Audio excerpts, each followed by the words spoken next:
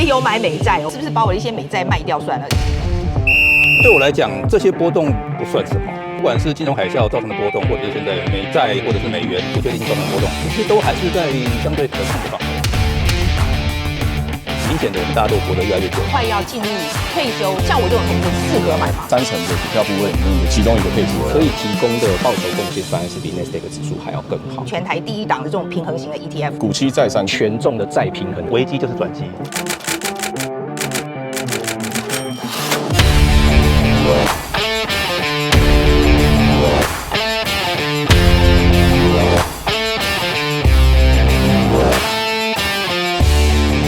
投资一定有风险，基金投资有赚有赔，申购前应详阅公开说明书。